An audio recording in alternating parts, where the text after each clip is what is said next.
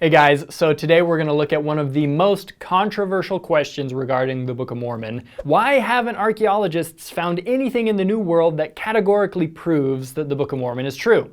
It's a fair question, so let's talk about it.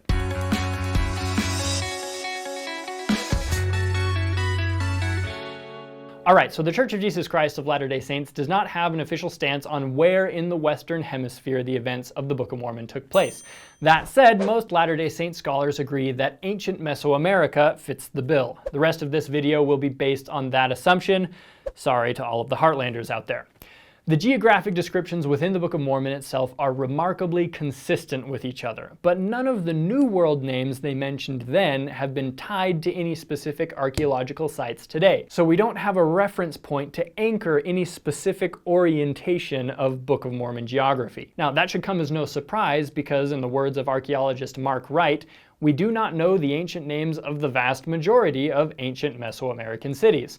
So one thing you've got to understand is that when it comes to Book of Mormon archaeology, we're not even totally sure where to start looking. We'll follow that trail. What trail? You've also got to realize that less than 1% of Mesoamerica has been professionally surveyed. I see you drinking 1%. In 2015, archaeologist William Saturno agreed with that statistic, saying, of all of the Maya sites that we know to exist, we have excavated less than 1% of them. The sites themselves that we've done excavations at, we've excavated less than 10% of 1%. We're still just scratching the surface. On top of that, those estimates were made before all of this great LiDAR laser tech came out, which has revealed just how blind we've been to vast ruins hidden beneath the Mesoamerican jungle canopy. So when you ask yourself why archaeologists haven't positively identified Book of Mormon stuff, remember the words of George Stewart, who was the director of the Center for Maya Research. Truth is, we don't know squat. Break out the shovels. It's time to start digging. Digging? It's also important to remember what kinds of sites within that 1% are being explored.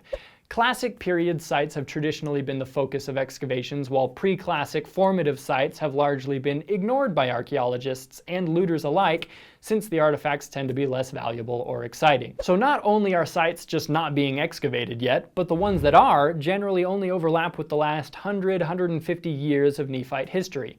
And the cherry on top is the fact that by the end of the Book of Mormon, the Nephite civilization had been utterly destroyed by their rivals, the Lamanites, and the Lamanites were left in a constant cycle of civil war. Given the circumstances, I'm not even sure how much would be left to find that would positively identify a site as Nephite or Lamanite. You maniacs! You blew it up!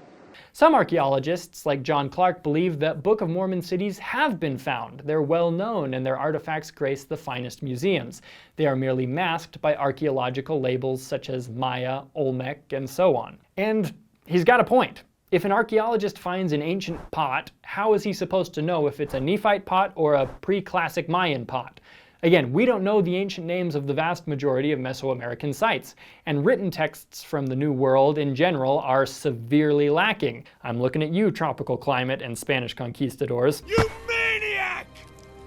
You burned it up! Without written identifiers that can contextualize sites and artifacts, we're largely flying blind. We don't even know what the Aztecs, Maya, and Olmecs anciently called themselves, but it certainly wasn't what we call them today. Also, keep in mind that the thousands of separate ancient cities that we label as Maya never conceptualized themselves as being part of a single culture. Rather, each polity was a nation unto itself. And the same is true for the dozens of other cultures that dot the Mesoamerican landscape. Now, some people wonder, well, wait a minute. If Lehi and his family originally spoke Hebrew, there's got to be a scrap of Hebrew chiseled somewhere, right? That is an excellent question. Fair question. On top of all of the other factors we've considered, many Latter-day Saints believe that Lehi's party was originally a small fish in a large cultural pond, and that their native language would have been overtaken fairly quickly by dominant Mesoamerican languages. The idea is that as time passed, only a select group continued to be trained in the language of their forefathers, probably largely for record-keeping purposes. So again, there's really no way of even telling how much Old World language there would even be left to find. But We'll see what turns up in coming decades. Patience while archaeology catches up with Scripture is something that all people of faith need to get comfortable with. Old World archaeology doesn't suffer from all of the same difficulties as New World archaeology, but the fact is, the vast majority of events in the Bible have not yet been archaeologically proven to be true. For example, how much evidence has been found proving that there were thousands of Israelite slaves that eventually left Egypt, crossed the Red Sea, and wandered in the desert for 40 years? Zero much, that's how much. Zero! An article from the Jerusalem Post even says, "The Exodus is so fundamental to us and our Jewish sources that it is embarrassing that there is no evidence outside of the Bible to support it." Of course, just because evidence hasn't been found does not mean these events never happened. When hard evidence is lacking, Bible scholars instead look for evidence of plausibility. The same principle applies to the Book of Mormon. In fact, Mesoamerican scholar John Sorensen wrote an entire book doing exactly that, so check that out if you want to really dive deep into this subject. We've also touched on this idea in this episode about Book of Mormon anachronisms. Also, check out the notes and resources in the YouTube description of this video for more information, and have a great day.